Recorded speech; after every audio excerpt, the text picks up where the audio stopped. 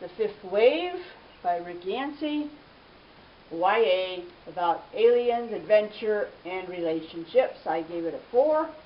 On the other hand, we have The Infinite Sea by Rick Yancey. This is the second book in the Fifth Wave series. And I know a lot of people really like this, but to me it just dragged on and on and on with the same thing over and over. And, you know, obviously they're trying to figure out what the aliens want, how to survive, how to outsmart them. And it is okay for me. Okay. Okay, I finally got to read Harry Potter and the Sorcerer's Stone by J.K. Rowling this month. I don't know, I put this off a long time because of witchcraft, but I'm glad I read it because it's so cute. I loved it. I laughed out loud in several parts, and I just really enjoyed it. It was a fun read, and I gave it 5 stars.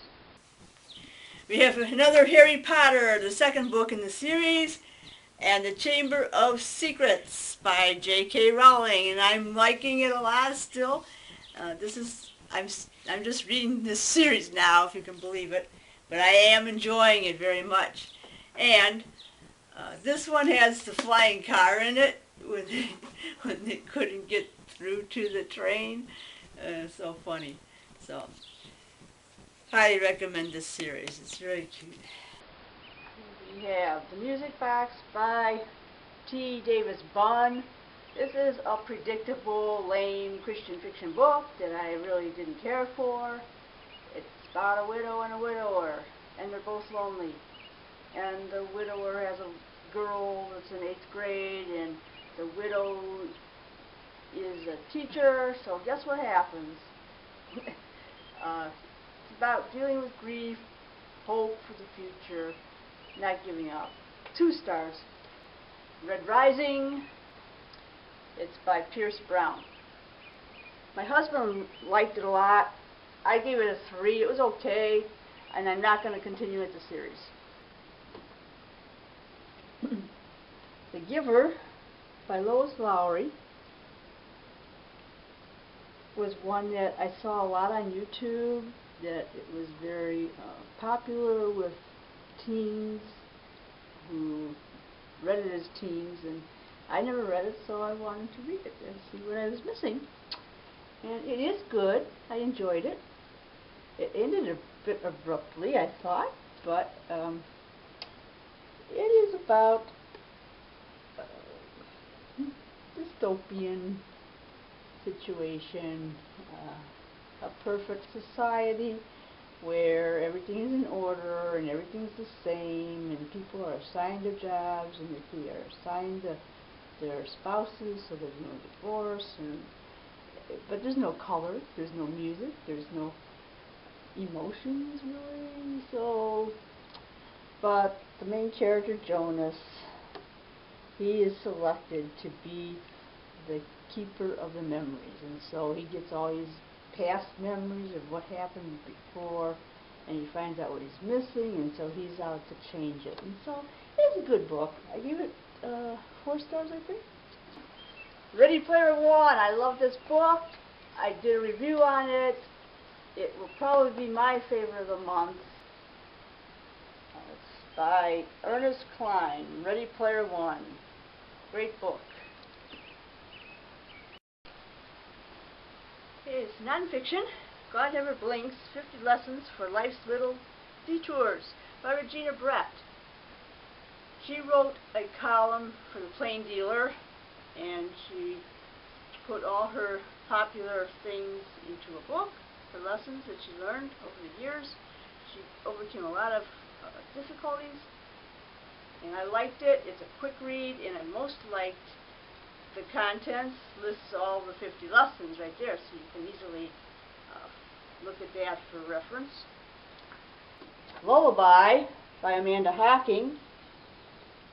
Mermaids, guilt, mythology, friendship. It's the second in the Water Song series, and I gave it a 4.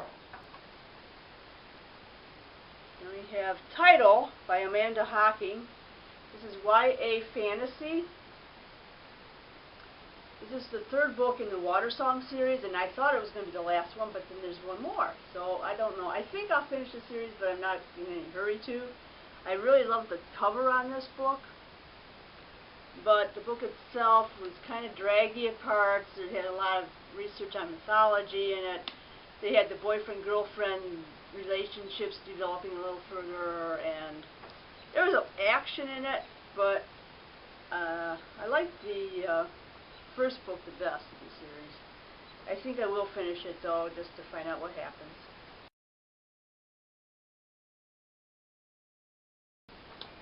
Finally, my husband read this one as well. Therese it's The Unlikely Hero of Room 13B by Teresa Toten. It's, I think, middle school, is it? Middle school, I think. Middle school, high school, I don't know.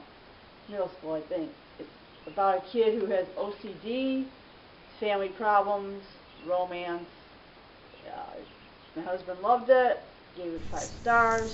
This is Gerard's book, Ellie's Story by W. Bruce Cameron. It's a children's book about a search and rescue dog. Gerard gave it 4.5 stars. Bunker Diary by Kevin Brooks, I think. Is this by him? Yes, by Kevin Brooks. My husband loved it. It was a dark book. Let me just read this little bit for you. People are really quite simple, and they have simple needs. Food, water, light, space, privacy, maybe a small measure of dignity, a bit of freedom. What happens when someone simply takes that all away? Creep by Jennifer Hillier. My husband really liked this a lot. He says it's probably going to be his favorite of the month. He did a video review of this, so I'll let you look at that. 5 stars. Where They Found Her by Kimberly McCreight. And her is referring to a baby. My husband liked this a lot. Gave it 5 stars. Saving Grace by Jane Green. Husband liked it. Gave it a 5. About a homemaker, adultery, assistance, big surprise. Very good. Golden Sun by Pierce Brown, the second in the Red Rising series, YA. My husband started it and gave up on it. Just couldn't get into it. I'm not going to bother with it either. All the Rage by Courtney Summers. It's about a golden boy who has everybody bamboozled. Friendship, a girl who is raped and nobody believes her. YA. 5 stars by my husband. My husband read Stranger by Harlan Coben. And this is a thriller. A stranger comes up to Adam and tells him some disturbing news about a loved one that he doesn't know, with evidence to support it, and it's a very good page turner. My husband gave it 5 stars. But then The Blondes by Emily Schultz. He did not care for this. He couldn't get into it. Did not finish it. He barely started. So he just didn't like it. The Children's Crusade by Ann Packer.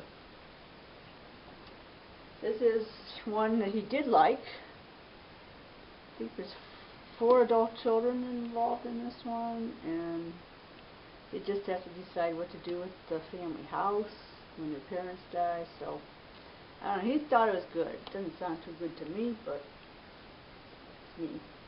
He said this one, What Comes Next and How to Like It, a memoir by Abigail Thomas.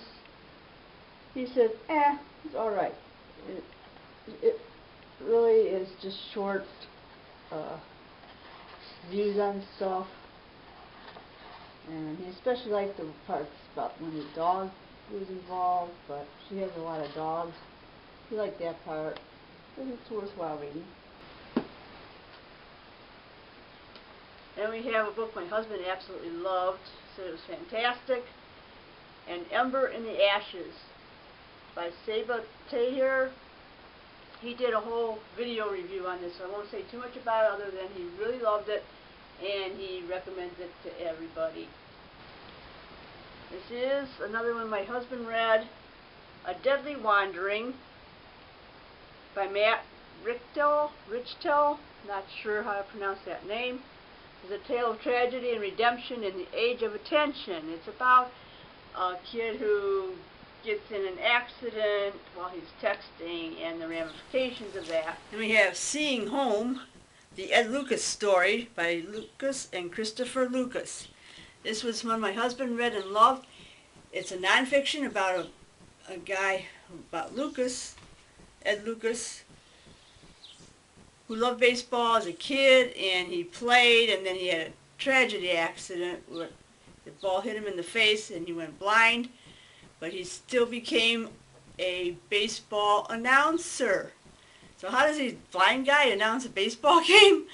I don't know. You'd have to read the book. Another one my husband read, Life or Death by Michael Robotham. This is a thriller about Audie, who is in prison for 10 years for robbery, $7 million. And the day before he's released, he disappears. Let's go down with that. Why would he? He only has one day left of his sentence and he escapes? Why?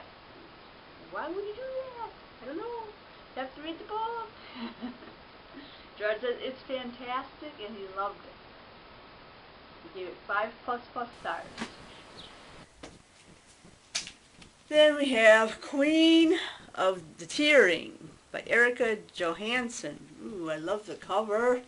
This is one my husband picked out at the library, and then he started it and didn't like it. He couldn't get into it, so he gave up on it. But boy, the cover is good. So there's our May wrap-up.